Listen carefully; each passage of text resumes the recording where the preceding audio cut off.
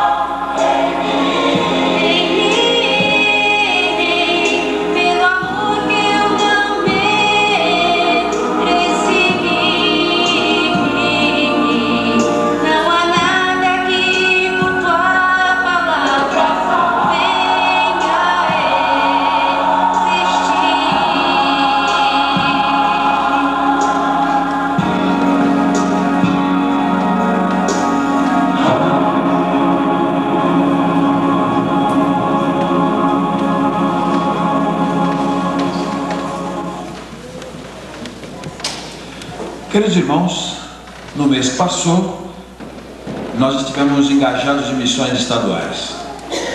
E a igreja tinha um alvo de R$ 2.500, nós levantamos 3.104. Por aí, não é, irmão Borizete? 3.241. Além de nós termos superado o alvo proposto, que era igual ao do ano passado, é a maior oferta para missões estaduais que eu tenho lembrança entre nós nos últimos anos. De parabéns à igreja por esse esforço especial, por esse amor pela obra missionária e por estar investindo na evangelização do nosso estado.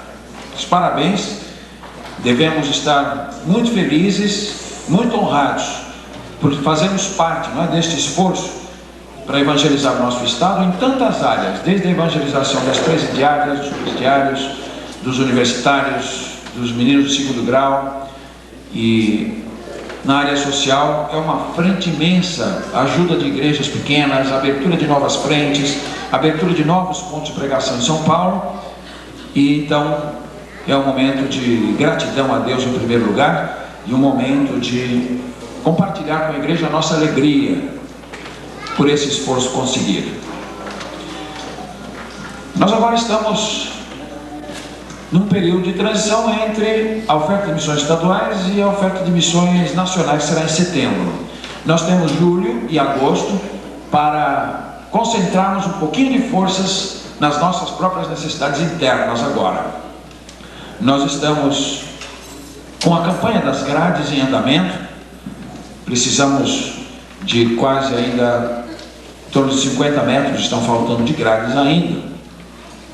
Já temos aí o compromisso de alguns irmãos, perto de 100 metros, são 150, faltam ainda em torno de 50 metros para que nós possamos ter da igreja todos os recursos para completar o gradeamento do novo terreno da igreja. Nós precisamos fazer um luminoso para colocar aí na frente do nosso santuário, um luminoso sugestivo, um luminoso bem feitinho, e que ele mesmo já seja uma mensagem. Nós desejamos colocar o nome da igreja, Igreja Batista, os horários de cultos, e reproduzir o emblema da campanha Jesus Cristo é a única esperança, aquele naviozinho no mar revolto e escrito a mensagem Jesus Cristo é a única esperança, que é a mensagem dos batistas brasileiros, e que os batistas brasileiros e os batistas em geral vêm pregando já há mais de 400 anos. Jesus Cristo, a única esperança. Precisamos fazer esse trabalho. Há um terceiro desafio.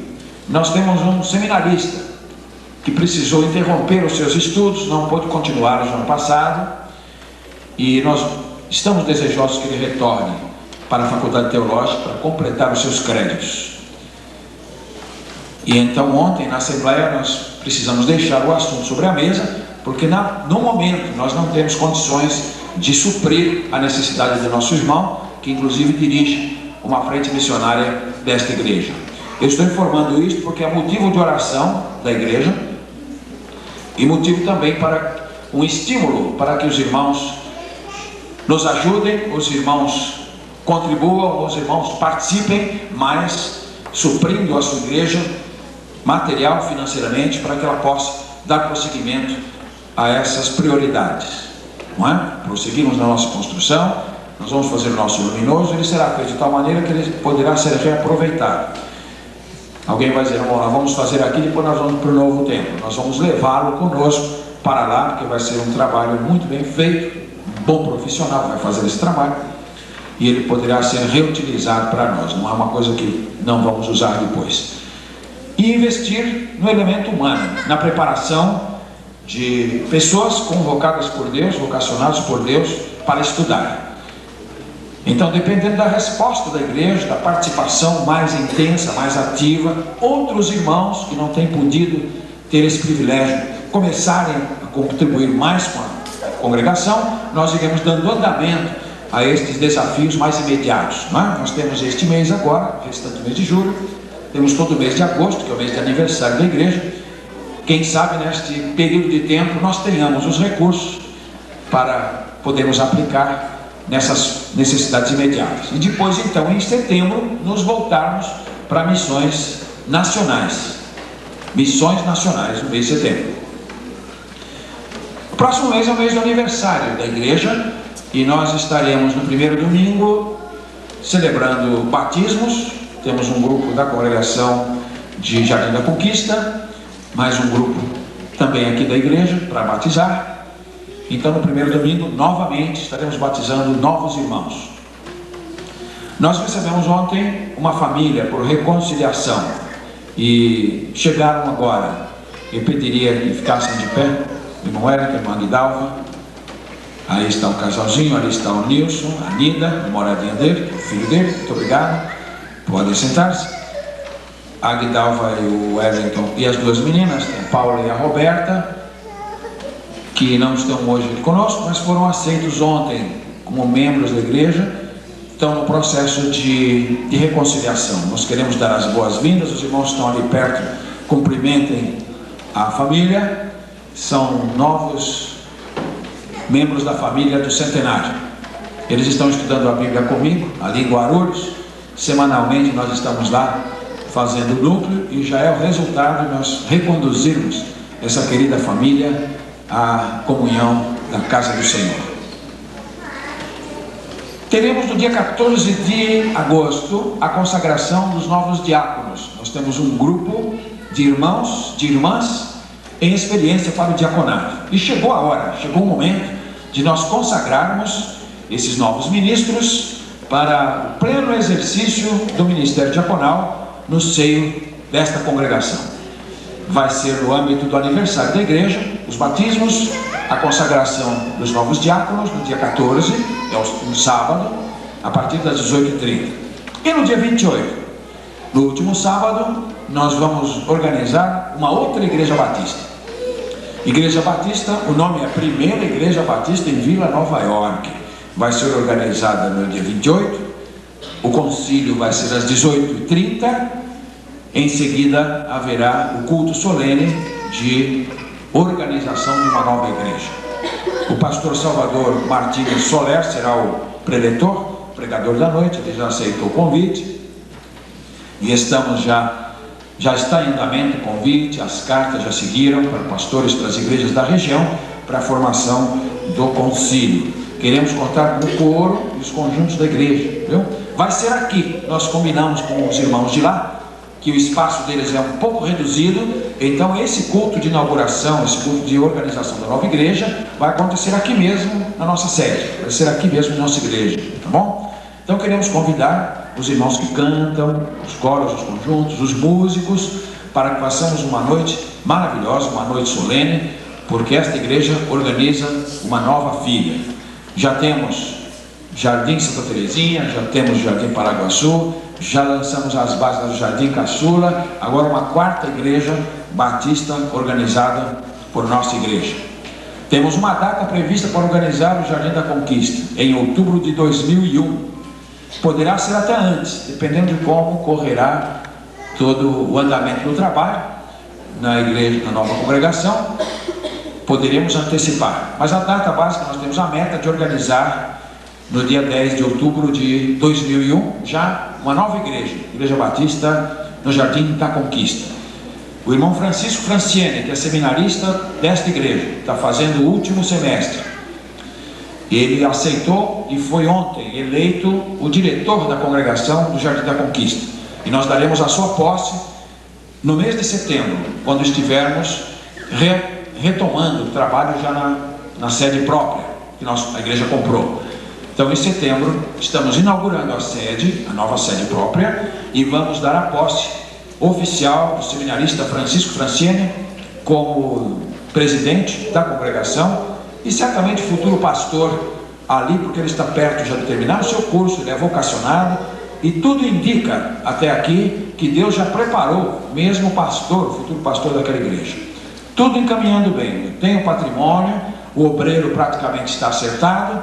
Creio que é uma questão de tempo nós termos já a quinta igreja batista organizada por nossa igreja na região. Queremos avisar também que a mamãe da Lírida está internada no Instituto do Coração aqui em São Paulo. E a irmã Lírida, o irmão Ramos, estão pedindo que a igreja interceda em favor dela. Nós não sabemos qual é o seu estado, mas está internada, certamente algo que precisa de tratamento mais preciso de sua saúde. A irmã Valmira também estará na terça-feira marcando a cirurgia, né, irmã Valmira? E agora, terça-feira? Então, na terça-feira, a irmã Valmira estará passando também pela junta médica para marcar, ela precisará se submeter a uma nova cirurgia, e certamente queremos que toda a igreja esteja acompanhando em oração, apoio espiritual, apoio moral, a serva de Deus, para que tudo corra bem, ela enfrente essa prova sustentada por Deus e vença pelo poder de Deus. O pai da Lírida foi internado hoje. Também, no Rio de Janeiro. Então, olha, a Lírida carecendo muito das orações da igreja. Então, o papai hoje também internado, a mãe em São Paulo e o pai no Rio de Janeiro. Nós vamos, neste momento, inclinar as nossas frontes. Eu gostaria de, nesta oportunidade, elevar uma oração em favor destes casos. Pai nosso que estás nos céus, estamos em Tua presença neste momento, como igreja, para tributar-te um culto que só a Ti devemos, e almejamos fazê-lo em espírito e em verdade. Para tanto, rogamos-te que Tu sondes os nossos corações, santifiques os nossos motivos, aperfeiçoes cada ato de fé, cada ato de adoração que Te prestarmos nesta noite, para que o nosso louvor, a nossa adoração sejam aceitáveis diante de Ti. As nossas orações possam subir como incenso aromático diante do Senhor, agradável a Ti, Senhor nosso Deus. Que Tu possas abençoar o Teu povo aqui reunido nesta noite, e em todos os lugares onde o nome de Jesus Cristo seja invocado em espírito e em verdade. Que ali haja a bênção, ali haja a salvação, o despertamento espiritual, a consagração das vidas, a resposta às questões perplexas, o conforto aos que sofrem, o suprimento das necessidades das pessoas carentes de todos os aspectos. Particularmente nesta hora nós oramos em favor da irmã Lírida, irmão Ramos, por certo um momento muito difícil, uma provação muito difícil, Senhor, quando nossos entes queridos estão passando por dificuldades na saúde. Rogamos-te que ampares a irmã Lívida e toda a sua família, para que recebam de Ti um conforto muito especial, um sustento que venha do Teu coração para o coração dela e de todos os seus familiares. Pedimos-te as bênçãos para o pastor Figueiredo, lá no Rio de Janeiro, e para a sua esposa aqui em São Paulo. Que naquela enfermaria onde se encontram, estejam amparados pelos Teus braços eternos. Tua mão maravilhosa, o Teu bálsamo sublime seja derramado nas mentes, nos corações dos Teus servos. Ampara-os, ó Deus. As vidas deles, como as nossas também, estão em Tuas mãos, e que nunca nos esqueçamos disto em nenhuma circunstância. Que Tu possas tomar em Tuas mãos, realizar neles o Teu querer. Não temos dúvida alguma de que Tu és capaz de reverter qualquer situação. Colocamos, pois, em Tuas mãos, como médico dos médicos, este caso, e também a irmã Valmira, que estará na terça-feira, Senhor, marcando esta cirurgia. Que Tu ampares a Tua serva, com quem tens amparado até aqui. Ela tem enfrentado com uma força do Senhor os tratamentos médicos a que vem se submetendo, está sempre firme no seu ministério, levando avante as tarefas que recebeu de Deus, firme e constante na Tua obra. Sê com ela, ó Deus bendito, no prosseguimento desse tratamento que ela precisa se submeter agora. Que Tu a ampares, que Tua mão de poder possa conceder à Tua serva as forças para a recuperação de sua saúde e o seu pronto retorno ao seio de sua família, ao seio da igreja, que muito a ama e onde ela faz muita falta. Nós Te agradecemos, Senhor, por esta vida preciosa e Te rogamos novamente, seja servido de orientar e amparar a Tua serva nesta provação pela qual está passando. Assim também a irmã Jaci, na sua recuperação física, rogamos por ela para que ela plenamente possa retomar a sua vida em casa, na igreja, com a alegria que sempre a caracterizou, uma alegria que reflete a sua confiança em Ti. Abençoa a Tua igreja. Obrigado, Senhor, por este povo que tem feito a obra missionária com muito carinho, tem procurado dar o seu melhor para sustentar a obra missionária, e esta é uma grande e especial característica de qualquer igreja cristã. Nós te pedimos por essas necessidades diante de nós, especialmente pelo irmão Antônio Carlos Soares, que precisa continuar o seu curso teológico. Senhor Deus, promove entre nós os meios necessários para nós apoiarmos este irmão na continuidade dos seus estudos, assim como a continuidade também do trabalho do Novo Templo. Precisamos prosseguir nesta obra para ter um lugar mais amplo para te servir. Finalmente, a todos os presentes, nós pedimos as tuas bênçãos, pedimos a tua graça renovadora, que cada um que compareceu a este templo nesta noite possa recolher deste culto bênçãos muito especiais em seus corações, de conforto, de fortalecimento espiritual, de orientação para a sua vida prática, que possa ganhar uma força renovadora para enfrentar a semana que se abre diante de nós. Abençoa, Senhor, todas as famílias aqui presentes nesta noite e neste culto. Recebe a nossa adoração e recebe a nossa oração, porque fazemos em nome de Jesus, o nosso Salvador. Amém. Derite com a palavra agora, para prosseguirmos, amados irmãos, toda a congregação agora cantando louvores.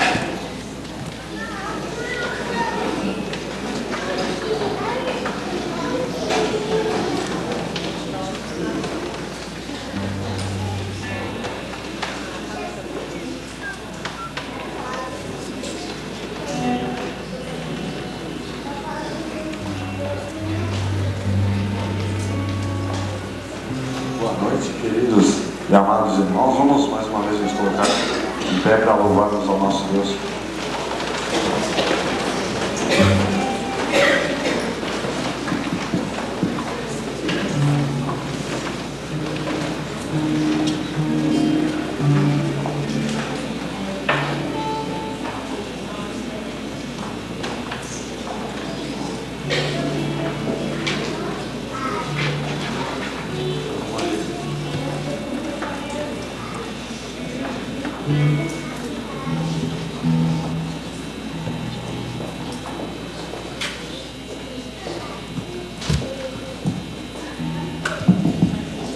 Infelizmente, esse nós não temos a transparência, mas como ele é um número antigo, eu creio que todos os irmãos o conheçam.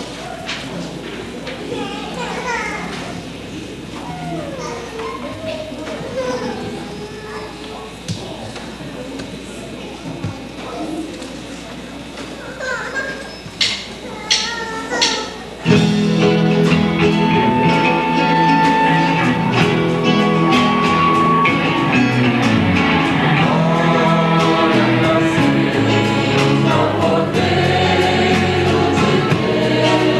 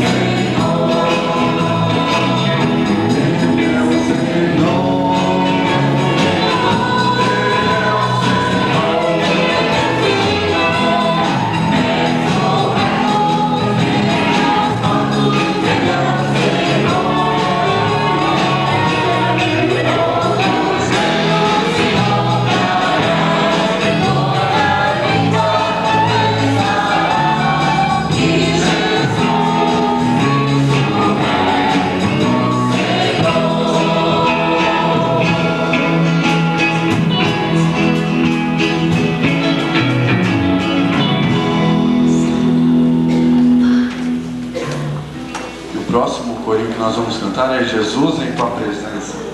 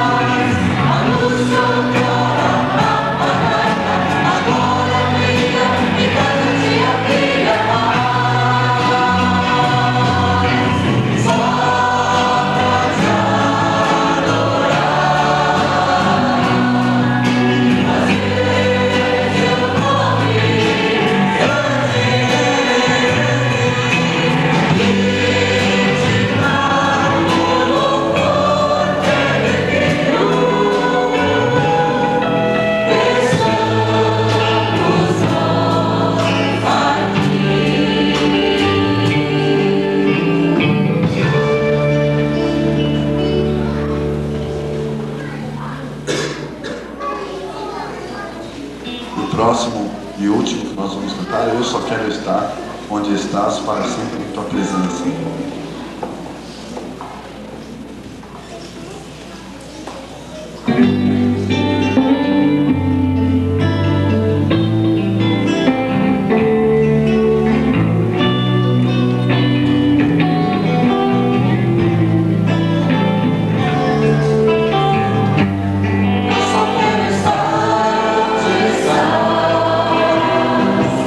Diariamente, tua presença.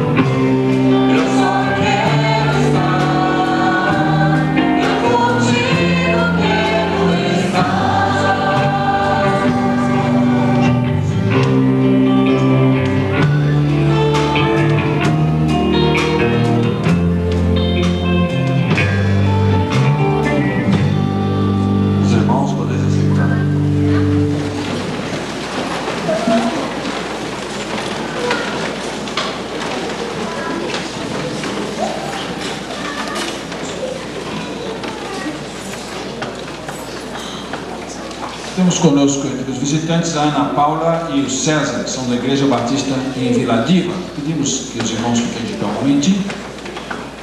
Recebemos agora o comunicado. Obrigado pela presença de vocês, sejam bem-vindos e levem as cordiais saudações da nossa igreja aos irmãos lá de Vila Diva, viu? Prazer tê-los conosco. Convidamos os diáconos de serviço hoje a virem presidir um momento solene da entrega dos dízimos e das ofertas alçadas ao Senhor nosso Deus. Este é o momento da igreja local. Os batistas, ao longo de sua história, têm crido e praticado o princípio de que o sustento da obra é um privilégio, uma responsabilidade restritos aos membros da igreja. Uma igreja não deve pedir recursos fora dos seus quadros, digamos assim. Então os batistas não pedem para o governo, não pedem pela televisão, não pedem pelo correio, não pedem para os visitantes. Os batistas têm sido um povo que eles mesmos têm procurado realizar com seu envolvimento, com a sua resposta de mordomia fiel às demandas da obra do Senhor. Eu dou graças a Deus por ser crente, em especial por ser crente em Jesus Cristo. E dou graças a Deus também em particular por ter sido encaminhado a uma igreja que procura praticar com seriedade os princípios da fé, para não dar escândalo a quem quer que seja, e demonstrar uma igreja aberta, transparente, para a qualquer prova, qualquer pessoa tenha acesso e saiba o que está acontecendo dentro da Igreja Batista. Então, se você é nosso visitante, você está dispensado neste momento. Somente os membros da igreja que vieram preparados virão à frente e irão colocar no gasofilácio os dízimos e as ofertas especiais que trouxeram já nos seus corações esta noite. Vamos fazer isso agora.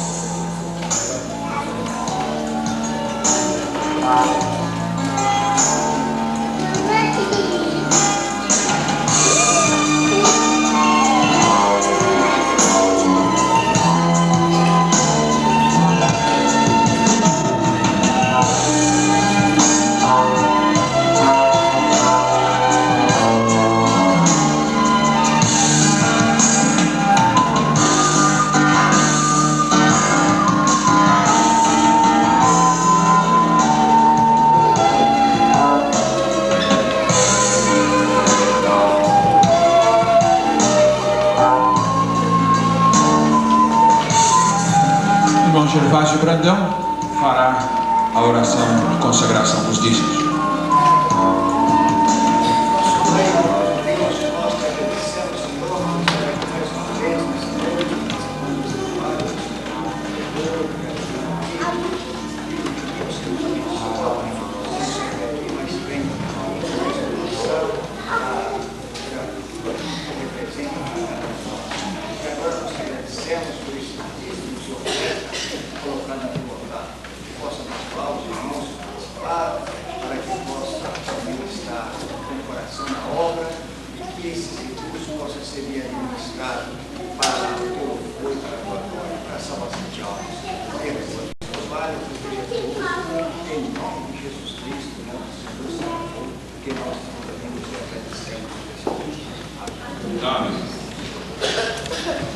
O coro está preparado?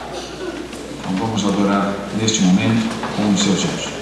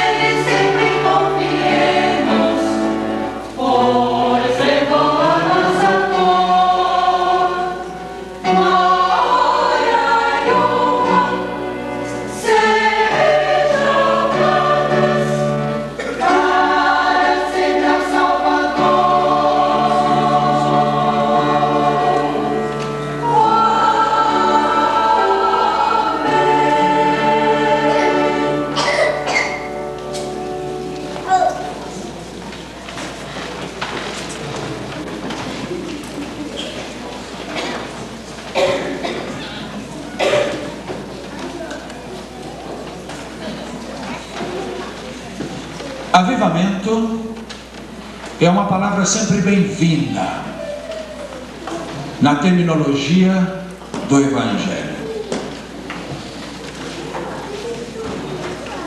Não é preciso que tenhamos medo dessa palavra, em razão dos abusos que tem sofrido.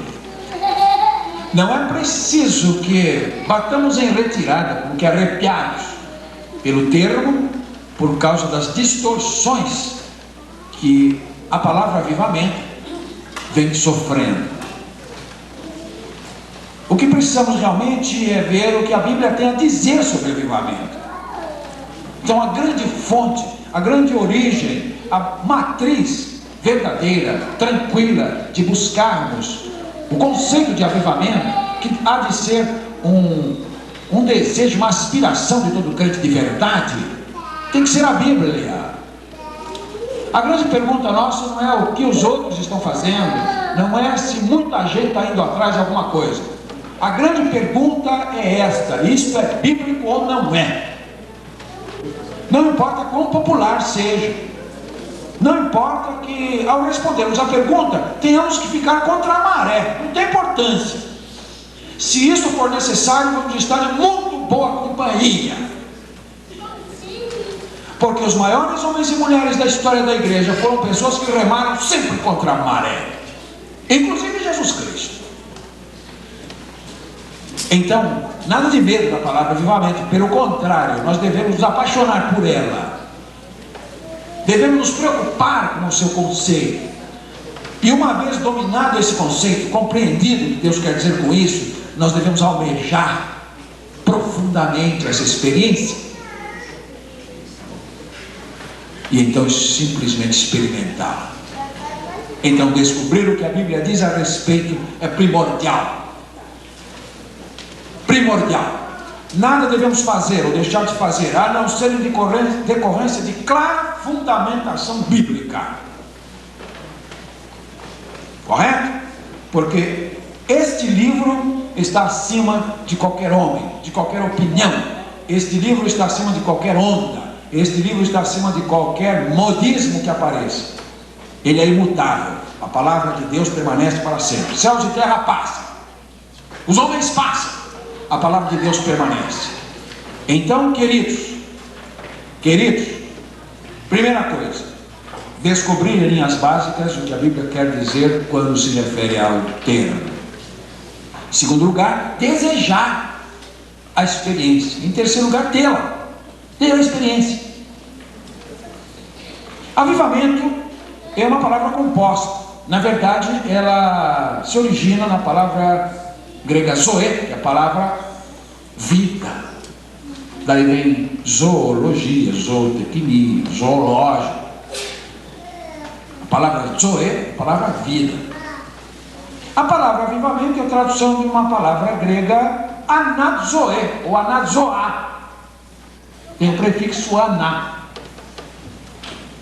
O que diz esse prefixo? Vida de novo. Viver de novo. Então, no âmago da palavra avivamento, a raiz da palavra avivamento está no termo vida. Então, vida é a palavra originária, avivamento é a palavra derivada. No grego está anazoe, ou anazoá, que é outra vez, de novo, novamente, vida de novo, viver novamente, viver outra vez. Já temos então uma pista bíblica para o conceito bíblico de avivamento. Então eu posso ir tranquilamente nas escrituras, eu vou achar a palavra anazoe e vou traduzir qualquer léxico. Pegue qualquer léxico de grego, o grego koiné, e você vai lá e vai estar lá a palavra. Você vai ver como prefixo aná, outra vez zoe, vida de novo, viver novamente. Então eu tenho termo, nenhum homem inventou, está dentro da palavra. Então tem a ver com vida. Meus irmãos, então eu já tenho aqui um primeiro passo, eu já tenho aqui uma primeira luz para caminhar na direção dessa experiência que devemos ambicionar. Vida. Então não tem a ver com gesticulação, não tem a ver com ritual, não tem a ver com algum lugar especial, não tem a ver com a maneira formal, uma religiosidade formal, não tem a ver com o sistema, nada disso é vida.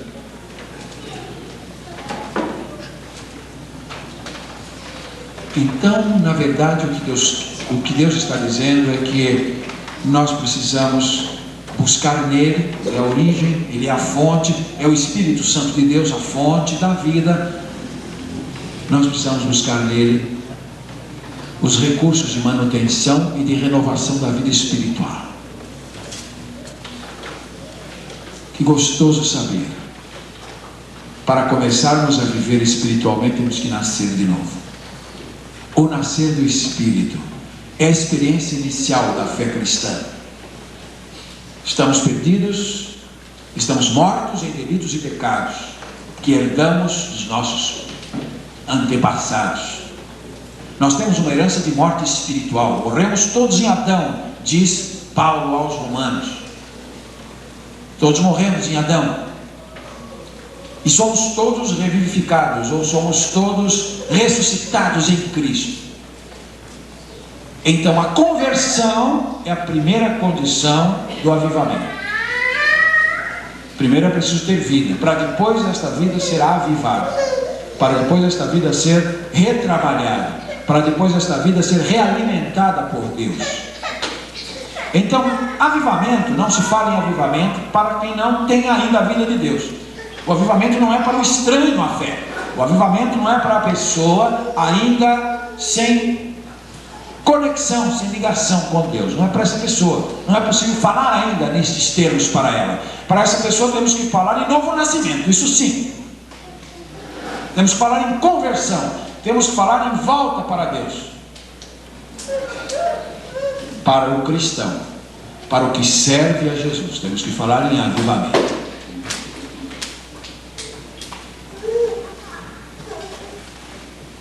Creio que uma das parábolas usadas para isso, a do filho pródigo, serviria muito bem para isso. É um filho, já era filho antes, se distanciou, nunca deixou de ser filho. Ele perde a comunhão inicial, mas não perde a consciência do pai. Ele perde a intimidade, ele perde a proximidade. E então ele vai para bem distante. E aos poucos vai se degradando física, moral e psicologicamente. E um dia ele diz, eu estou numa situação deprimente. Eu estou chegando a comer as bolotas que os porcos não querem mais. O único emprego que eu arrumei é o mais desprezado no meu país, é alimentar os porcos. E eu só posso comer depois que os porcos comem. E ele se alimentava das bolotas que sobravam, dos porcos que ele alimentava. Nessa situação ele disse, quantos empregados do meu pai têm abundância de pão e eu aqui estou morrendo de fome? Quantos empregados do meu pai têm abundância de pão e eu aqui estou morrendo de fome?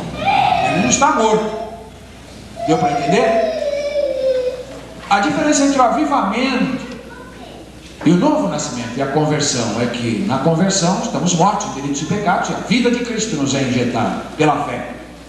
No avivamento temos vida, somos filhos de Deus, mas em decorrência de certas negligências, em decorrência de certas omissões, em decorrência de certas ações, de certas quebras conscientes ou inconscientes do nosso dever, em decorrência do nosso descuido com a vida espiritual, ela vai perdendo o brilho, como uma moeda que vai ficando enzinabrada. Então precisa se restaurar simplesmente nela o brilho original. O filho pródigo não estava morto, ele estava somente longe do pai, estava passando extrema necessidade, e ele disse, lá vai a abundância, eu vou me levantar e eu vou voltar. Eu quero ficar perto do meu pai, mesmo que seja como um empregado dele. Eu fui tão negligente com o amor dele, eu fui tão desprezador dos seus valores, dos seus sentimentos, que eu não me sinto mais nem impulsionado a ser chamado seu filho. Se eu puder chegar lá perto, E ficar como empregadinho dele, eu vou ficar feliz. Agora eu sei valorizar quem é meu pai. E então ele se levanta e ele volta.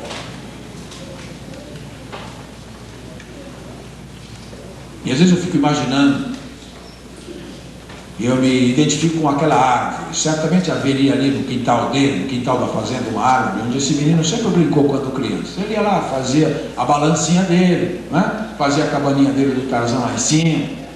Ele ia lá apanhar os frutos daquela árvore. Depois o mocinho ele ia lá naquela árvore para estudar, brincar com seus amigos.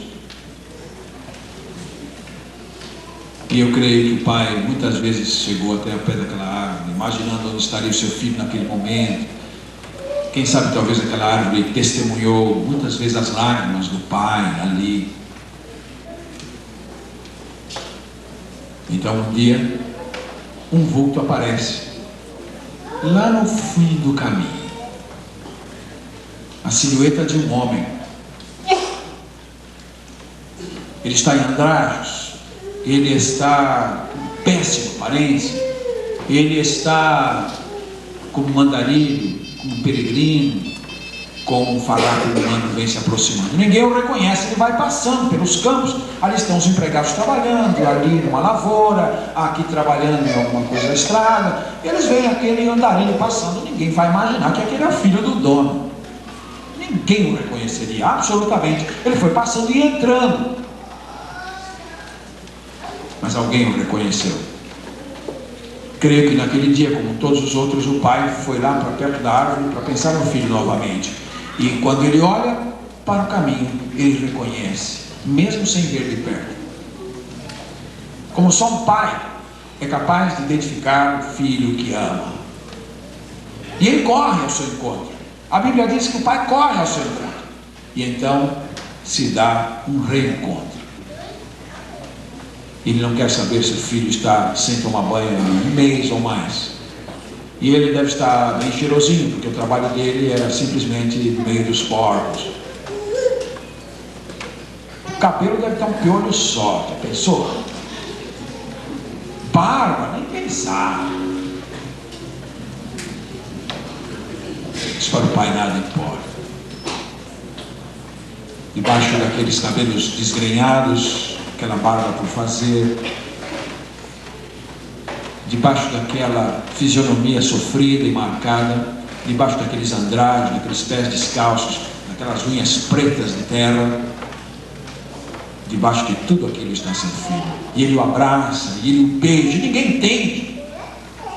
Aí ele chama a todos e manda preparar uma festa, preparar um vestido novo, uma sandália nova, um anel de novo no seu dedo. E ele manda matar o melhor animal que ia para a exposição agropecuária daquele ano, ia ganhar em primeiro lugar. Ele manda matar o melhor animal e dá um churrasco, chama uma orquestra para tocar e dá uma grande festa.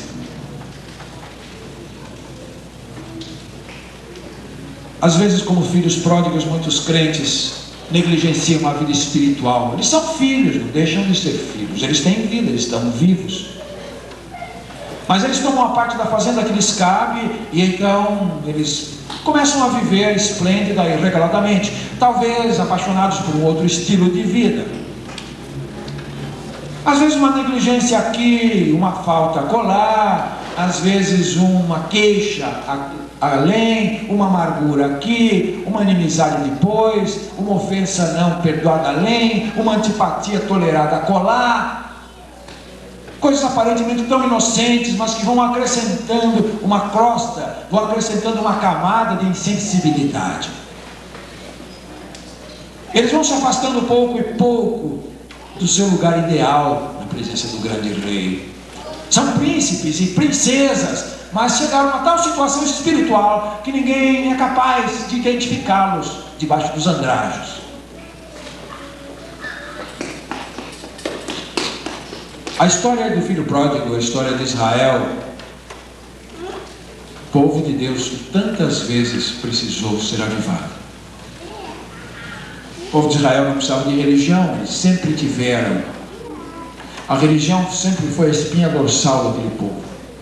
Eles não viviam sem isso.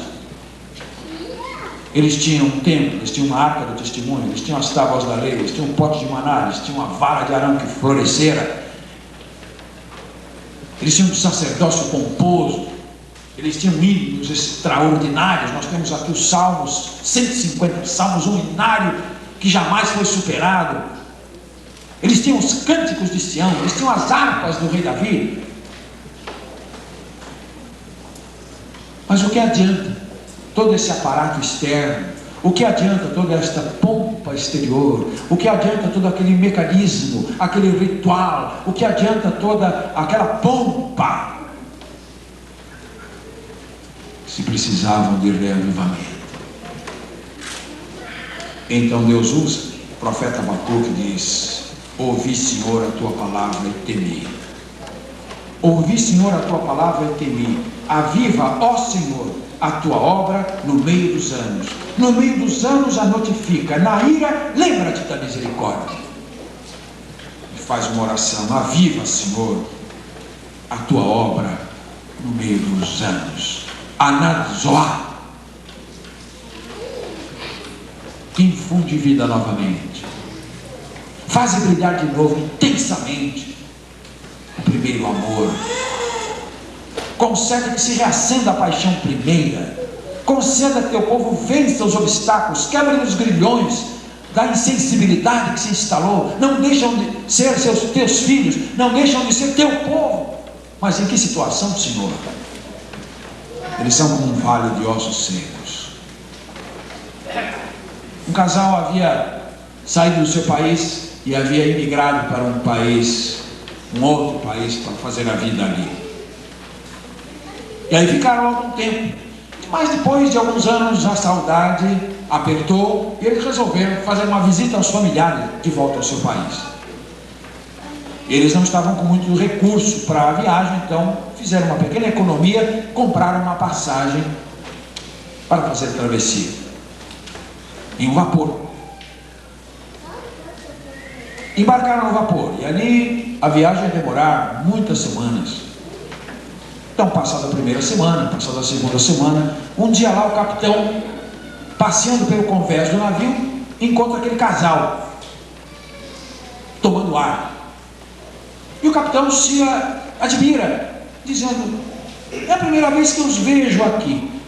Eu já conheço todos os passageiros, estamos há 15 dias já nessa travessia. Eu já conheço todos os passageiros, eu não sabia que havia um casal. Esse casal, como é o seu nome? Então se apresenta ao casal e começa a conversar com eles. Diz: mas não é possível que eu não tenha, nunca aconteceu isso comigo antes. Eu sempre, no segundo, terceiro dia, eu já conheço todos os meus passageiros. Mas já há 15 dias e agora que eu estou encontrando vocês. Eles disseram: nós não saímos, nós estamos lá no camarote de terceira classe, lá quase no porão, nós quase não saímos de lá. E o comandante disse: ora, mas e no refeitório? O refeitório é o lugar onde todos nos encontramos, é o lugar onde todos os passageiros vêm na hora da refeição. E eles disseram: que nós não temos dinheiro para a refeição, então nós fizemos o seguinte: nós pegamos um saco de pão bem grande e um outro de queijo, e nós damos lá pão e queijo. Um dia nós comemos pão com queijo, outro dia queijo com pão, outro dia só queijo, outro dia só pão. O queijo já está, que é só bolor. O pão está duro que só pega. Mas nós esperamos que dê para chegar até o outro lado. O capitão sorri e disse: pão e queijo. Mas as refeições todas estão incluídas na passagem. Quando vocês compraram um bilhete para viajar, estavam incluídas todas as refeições, 3 por dia. E eles não sabiam. Creio que alguns crentes estejam espiritualmente como esse casal de imigrantes. Quando aceitaram a Jesus, a vida abundante, a vida plena,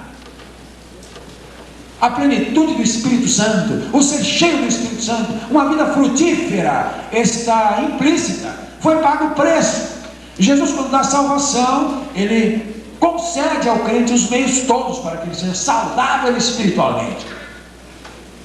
E nós achamos que quando nós nos convertemos, Jesus nos deu só a salvação. Não há mais nada. e não nos lembramos e não nos apercebemos que a salvação que Jesus dá é a maior e mais rica, mais inexaurível das experiências.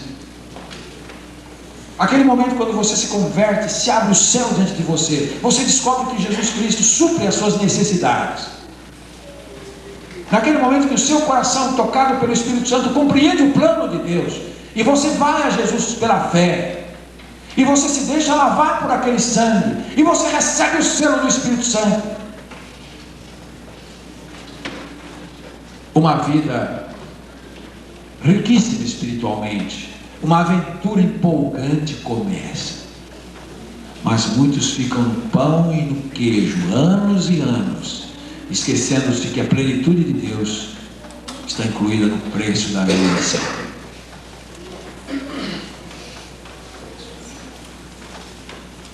Aquilo que Abacuque fala na sua oração, e ele pede a Deus na sua prece, Ezequiel vê na sua profecia.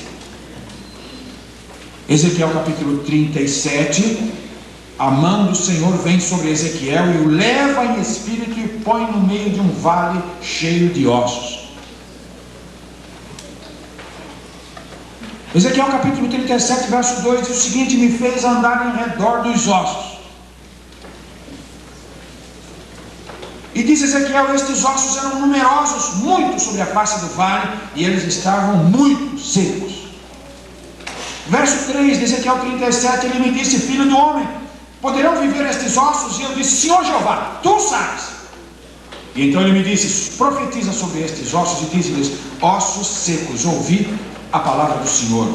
Assim diz o Senhor Jeová a estes ossos: eis que farei entrar em vós o Espírito e vivereis, e poreis nervos sobre vós, e farei crescer a carne sobre vós, e sobre vós estenderei a pele, e porei em vós o Espírito, e vivereis, e sabereis que eu sou o Senhor. Então profetizei como se me deu ordem, e houve um ruído enquanto eu profetizava, e eis que se fez um reboliço, e os ossos se juntaram, cada osso a seu próprio osso. E eu olhei, e eis que vieram nervos sobre eles, e cresceu a carne, e estendeu-se a pele sobre eles por cima, mas não havia neles o Espírito. E ele me disse: profetiza ao Espírito, profetiza, filho do homem, e disse ao Espírito: assim diz o Senhor Jeová, vem dos quatro ventos, Espírito, e assopra sobre estes ossos para que vivam. E profetizei como ele me deu ordem, e então o Espírito entrou neles, e viveram, e se puseram em pé, um exército em grande, em extremos. Então ele me disse: filho do homem, estes ossos são toda a casa de Israel. Eis que dizem: os nossos ossos se secaram, pereceu a nossa esperança, e nós estamos cortados. Vocês percebem como havia tudo ali? Havia os ossos, havia os nervos, havia a carne, havia a pele, havia tudo. Faltava a vida. Ou pelo menos faltava a manifestação da vida. Era o povo de Israel, o povo de Deus estava nessa situação. Meu querido irmão, minha amada irmã, sua vida espiritual não precisa nem deve ser árida e seca. Ela não precisa ser rotineira e previsível. Ela pode e deve ser a cada manhã que o sol nasce uma nova, empolgante aventura com Deus. Vamos polir de novo as nossas vidas. Vamos querê-las novamente brilhantes. Vamos querê-las refulgindo. Vamos querê-las de novo com o frescor da manhã, com o orvalho de Deus. Vamos querê-las de novo exalando um perfume agradável e excelente, para que onde você estiver plantado, você ali seja uma bênção. Eu quero concluir com algumas palavras dizendo de que vale a pena viver se nossa vida não é uma bênção, se ela não faz diferença onde nós estamos, se ela não é um referencial para as pessoas, se ela não é um bálsamo gostoso que Deus usa para comunicar vida a outras pessoas. Vale a pena viver se a nossa vida não conta? Vale a pena viver se a nossa vida não é útil? Vale a pena viver se não frutifica, se não floresce, se não abençoa? Não é preciso ser assim. Primeiramente, saiba, todos nós precisamos a cada dia pedir a Deus a porção avivadora daquele dia. A vida é um processo que só se relaciona a Deus. Não existe outra maneira de existir vida. Ontem à noite, num debate no canal universitário, estavam alguns cientistas criacionistas. E então eles estavam debatendo a teoria darwiniana, teoria da evolução, à luz dos experimentos, à luz das descobertas científicas mais recentes, à luz das investigações mais recentes da ciência da vida. E houve uma coisa que um disse ali: senhores, porque alguém falou, mas é clonagem, o homem já não está fazendo vida no laboratório. A resposta: vocês estão um pouco mal informados. A clonagem vem de uma célula viva. Nenhum homem é capaz de formar uma célula, ou nenhum homem é capaz de dar vida a uma célula morta. A vida só vem da vida.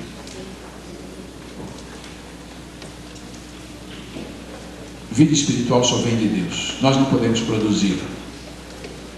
O que nós podemos e devemos fazer é nos colocar dentro das condições que Deus mesmo estabeleceu para que a vida dele floresça em nós.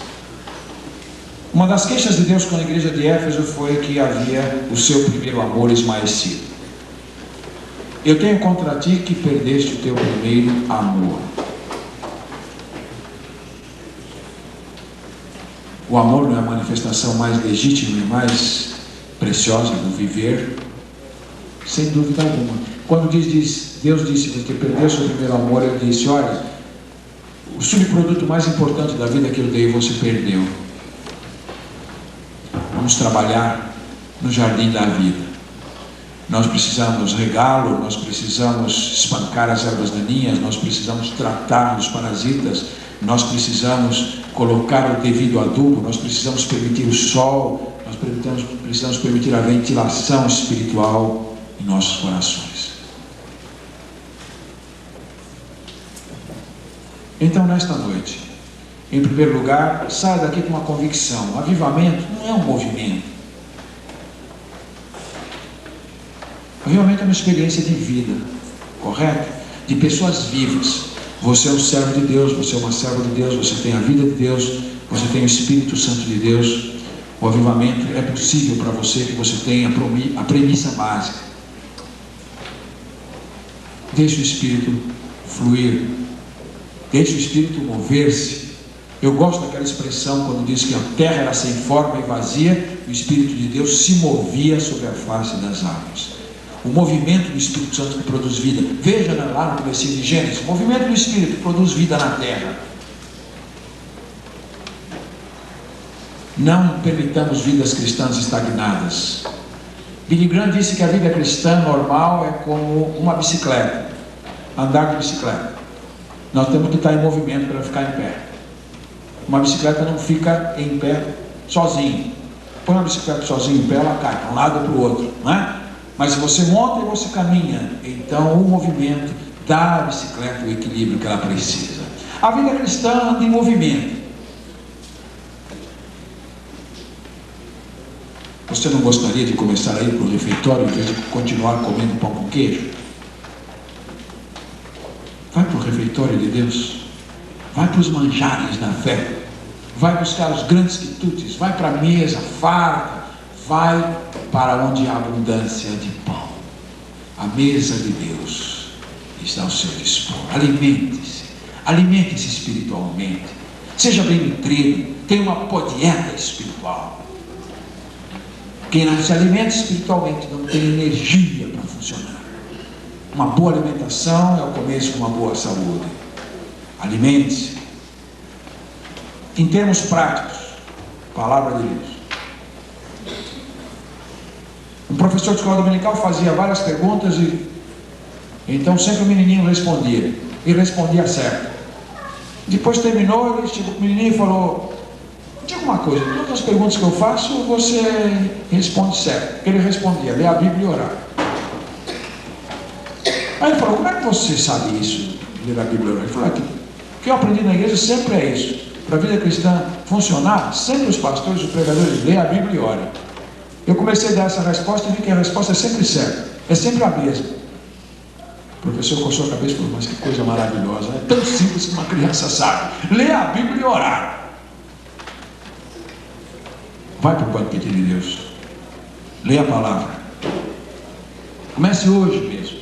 Em termos práticos, chega na sua casa, hoje eu vou ler um capítulo, nunca fiz isso, mas hoje eu vou na minha casa e vou ler um capítulo de João, primeiro, ou de Gênesis. Escolha um livro da Bíblia, comece a ler hoje mesmo. E depois de ler, você fecha a Bíblia, em 2, 3 palavras você agradece a Deus o que você viu naquela noite e você vai dormir. E amanhã de manhã você levanta e você já dá um bom dia para o seu marido, você já dá um beijinho nele, ou já dá um beijinho nela, e você começa o seu dia querendo ser uma bênção, fazendo coisas boas que você não tem acostumado a fazer antes. Comece a fazer de novo. Dê bom dia para o patrão, chega lá na sua sessão, cumprimente todos os seus colegas, aquele que você não fala com ele há 2 meses, boa oportunidade de começar amanhã, segunda-feira, não é? Chega lá, leva uma florzinha para ele, um cartãozinho. Oh, que maravilha, hein? Ah, você pode estar na reunião de oração na quinta-feira de noite e não tem estado? Olha a oportunidade, esta semana para você ver, começa às 8 horas. Domingo, 8h30 da manhã, estamos orando aqui numa sala do lado. Não tem importância, não coubermos todos ali, nós vamos nos espalhar aqui na igreja. Venha. Você percebe que são pequenas coisas que nós vamos deixando passar e realmente a vida cristã se deteriora e nós perdemos tantas boas oportunidades de crescer. Emende relações, peça perdão a quem você ofendeu, comece a contribuir para a obra de Deus com amor, com afeto, com idealismo. Use os dons. Vocês viram aqui hoje à noite pessoas cantando, garotos cantando. O que você está fazendo? Como é que está funcionando dentro da obra de Deus? Apresente-se para um departamento. Ah, gostaria de cantar, fale com a Marli. Ah, gostaria de ensinar, fale com o Ihara. Gostaria de trabalhar com crianças, fale com a Ana Maria, etc. Apresente-se para o trabalho de Deus. Apresente-se, faça a sua parte. Você revolucionará a vida da igreja se você se apresentar para o trabalho. Pergunte a cada dia a Deus, em cada situação: Senhor, nessa situação que eu estou vivendo agora, como é que eu posso ser uma bênção? Estou dirigindo meu automóvel, o cidadão lá me deu uma fechada. Senhor, como é que eu posso ser uma bênção agora? Para perto dele, dá um folheto e uma balinha para ele. E diz: Deus abençoe. Aquele vizinho que joga lixo no seu quintal, compra um saco de lixo, recolhe o lixo e põe lá na porta, uma boa, para o lixeiro levar. Eu gostaria de ter tempo para dar tantas outras sugestões, mas eu estou convencido de que vocês já sintonizaram que é uma vida abundante. É nas pequenas coisas que a vida se manifesta. E as pequenas coisas fazem a perfeição. A perfeição é feita de pequenos detalhes. A pessoa temperamental, a pessoa irascível, a pessoa nervosa, controle-se. Antes de dar uma resposta, conte até 10. Mas de repente devagarinho. 2, 3. Entendeu? Quando você chega no 10, a resposta está mais branda. Você que não costuma ouvir ninguém, dá um tempo, ouça um pouquinho o que tem a dizer. Antes de responder, abra-se para o diálogo. Aproxime-se da pessoa que você mais quer e mais ama. Semeie paz onde você está. Sempre, sempre, sempre. Semeie a paz onde você está. Desculpe, perdoe, passe por cima, não leva a sério, esqueça, ponha na conta de Deus. E você vai ver que bênção você será. Senhor, aviva a tua obra no meio dos anos. No meio dos anos a notifica. Foi a oração de Abacuque. Na visão de Ezequiel, Deus falou: olha, o Espírito não está agindo aí não. Prega. Sabe o que acontece? Sempre Deus usa alguém. O avivamento não vai acontecer na sua vida da noite para o dia. Não está acontecendo nada. Você está parado no ponto, de repente, você dá um pulo e um grito, eu estou avivado. Não, isso não é avivamento. O avivamento vem, alguém vai abrir a Bíblia, explicar a palavra de Deus para você. O Espírito Santo vai usar a mensagem da palavra de Deus no seu coração, na hora estratégica que Ele escolheu para atrair você para a vida superior. Para Davi, para avivar Davi. Davi estava derrotado, ele havia pecado gravemente, mas Deus o amava. E o que Deus fez? Mandou alguém para avivar o coração dele, mandou Natã. Natã foi lá, avivou o coração de Davi, e ele escreve um salmo depois disso, o Salmo 51. A vida de Davi voltou de novo, alegria, a ser uma bênção. Ele escreveu um salmo depois do perdão. Meus queridos, querem viver essa vida com mais intensidade? Seja um vaso à disposição de Deus. Limpe, tire tudo aquilo que nesse ambiente prejudica, atrapalha e impede o mover do Espírito. Quantas vezes os encanamentos de nossa vida se entopem com as gorduras das impropriedades, nós não fazemos nada a respeito e de repente não corre mais a água ali.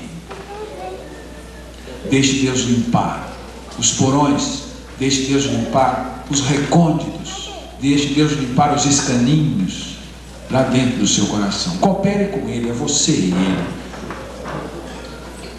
Então, quando os ossos que se tornaram corpos ouviram a profecia, ou seja, a pregação, o Espírito entrou neles, se moveu neles e houve um exército poderoso.